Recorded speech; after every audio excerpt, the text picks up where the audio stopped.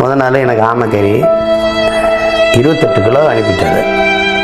சாப்பாட்டு மேசைன்னா இது அவ்வளோ பெருசு இருக்கும். தாத்தா காமராஜர் இருந்திருக்கு அதிகமாக அழுதது அண்ணாதுரை. கிரீன் பெல்ட் தான் வாங்கியிருந்தேன். இந்த ரெட் பெல்ட்டு இந்த பிளாக் பெல்ட் வாங்கணும்னா தூக்கி என்னோட சண்டை போட விடுவான்.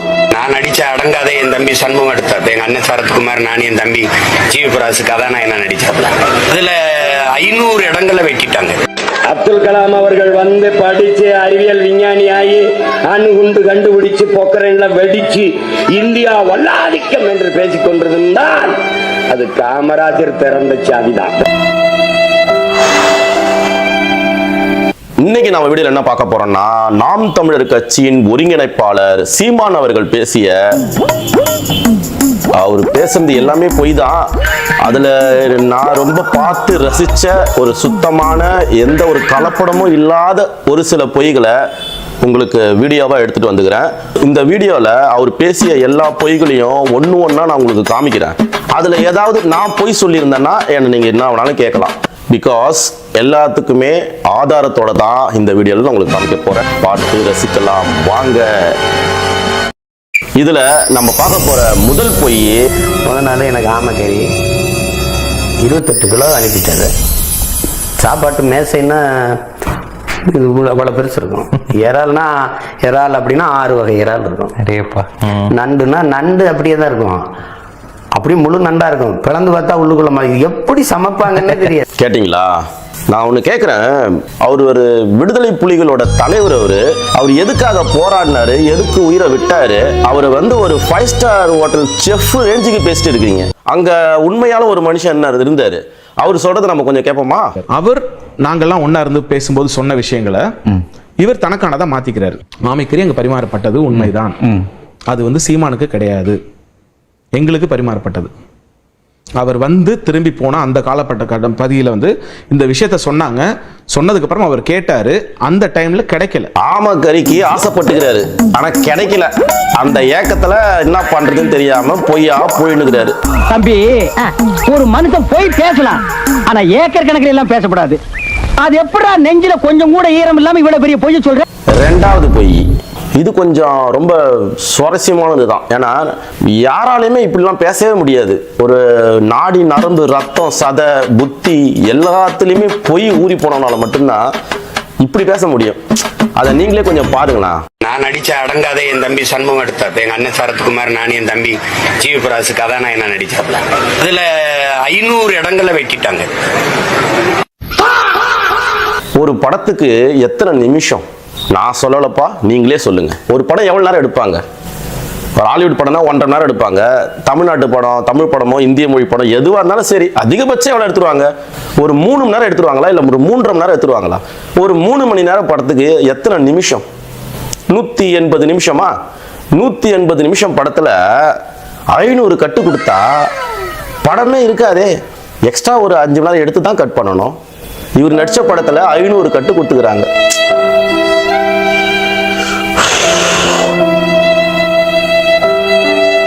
எதுவும் சொல்றதுக்கு இல்ல. இதையும் அதுல இருக்கிற ஒரு சில தம்பிங்க ஃபேக் நியூஸ்னு சொல்லுவாங்க. இன்னும் என்ன நீ பைத்தியக்காரனாவே நினைச்சிட்டு இருக்கிறல? இன்னும் என்ன நீ பைத்தியக்காரனாவே நினைச்சிட்டு இருக்கிற? நீ என்ன நீ இன்னும் பைத்தியக்காரனாவே நினைச்சு நிக்கிறல? நீ இன்னும் என்ன நீ பைத்தியக்காரனாவே நினைச்சு நிக்கிறல? நீ இன்னும் என்ன நீ பைத்தியக்காரனாவே நினைச்சு நிக்கிறல? சரி வாங்க அடுத்த பொய்ய பாப்போம். தாத்தா காமராஜர் இருந்திருக்கு அதிகமாக அழுதது அண்ணாதுரை. தாத்தா காமராஜர் இருந்திருக்கு அதிகமாக அழுதது அண்ணாதுரை. காமராஜர் ஐயா இறந்ததுக்கு அண்ணாதுரை ஐயா அதிகமா அழுதாரா? காமராஜர் மறைந்தது 1975. அண்ணாதுரை அதுக்கு முன்னாடியே 5-6 வருஷத்துக்கு முன்னாடியே இறந்துட்டாரு. நான் படிச்ச வரைக்கும் அப்படித்தான். நீங்க எங்க படிச்சீங்கன்னு தெரியலையே.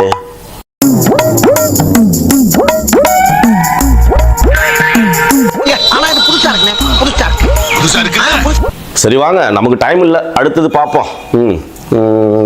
நான் கிரீன் பெல்ட் தான் வாங்கியிருந்தேன். இந்த ரெட் பெல்ட்டு இந்த பிளாக் பெல்ட் வாங்கணும்னா தூக்கி என்னோட சண்டை போட விடுவான். முரட்டு ஆளா இருப்பான். நான் அவன் சோற வர அங்கிட்டும் ஓடுவேன். நான் பயந்து ஓடுறேன்னு நினைச்சு எல்லாம் கைதிட்டு சிரிப்பான். ஒரு சின்ன பையன் ஜிக்கிட்டான்ட்டு அவன் எச்சவன் அடிப்பேம்பாரு, ஒரே அடி முடிச்சிடும். இவரு கிரீன் பெல்ட் வாங்கியிருந்தாராம். ரெட் பெல்ட் பிளாக் பெல்ட் வாங்கினவங்களாம் இவருக்கு போட்டி அனுப்புவாங்களாம். இது எது தெரியுமாங்க, எப்பயுமே ஒரு கட்டுக்கதை தான் சொல்லுவார். இது எங்கேயோ அவர் பார்த்த ஒரு வீடியோவாக தான் இருக்கும். கண்டுபிடிச்சிட்டேன். இது மிஸ்டர் பீன் காமெடியாச்சு. இது நீங்க நம்பல, வேணா பாருங்க. கராத்தே சண்டைக்கு எனக்கு போட்டிக்கு அனுப்புவாங்க. ஒல்லியா சின்ன பையனா இருப்பேன், பயப்படாம நிற்பேன். அவன் சோற வர இங்கிட்டு ஓடுவேன். நான் பயந்து ஓடுறேன்னு நினைச்சு என்ன அடிப்பேன், ஒரே அடி குடிச்சிருக்கேன். அதுக்கப்புறம் எந்திரிக்க மாட்டேன். இதப்பா இவர் சொல்றதெல்லாம் கேட்கறவங்களுக்கும் பார்க்கறவங்களுக்கும், அதாவது முக்கியமா அவங்க தம்பி இருக்கலாம், அவர் சொல்றது வந்து ஒரு சுவாரஸ்யமா ரசிக்கிற மாதிரி சொல்லுவாரு, அதனால நம்பிடுறாங்க. ஆனா அவர் சொல்றது எல்லாம் உண்மைதாங்க. ஆனா அது அவர் பண்ணதில்லை, எங்கேயோ யாரோ ஒருத்தவங்க பண்ணிருப்பாங்க. அந்த கதையை எடுத்துன்னு இவரு எங்க போயிட்டாரு பாத்தீங்களா, மிஸ்டர் பீனுக்கிட்டே போயிட்டாரு அவரு. இவ்வளவு கச்சிதமா புழுவுற இந்த பொய்யெல்லாம் கூட இது எப்பயும் மாத்தி பேசுறதுலாம் வந்து அவருக்கு வந்து கை வந்த கலை. அது எல்லாருக்குமே தெரியும், அவங்க தம்பிக உட்பட எல்லாருக்குமே தெரியும். இதெல்லாம் கூட ஒத்துக்கலாம், ஒரு அரசியல் ரீதியா பேசலாம், போங்க தன்னை பெருமையா பார்க்கணும்னு சொல்லிட்டு ஏதாவது சொல்லிட்டு போகலாம். இது இந்த வீடியோ பாருங்களேன், இது வந்து ஒரு மன்னிக்க முடியாத ஒன்று. ஏன்னா தமிழ்னு பேசுற ஒரு மனுஷன் தமிழ் கடவுளை எந்த அளவுக்கு கேவலமா பேசி வச்சுக்கிறான்னு நீங்களே பாருங்க. கிருஷ்ணன் பையன் தெரியுமா? கிருஷ்ணன்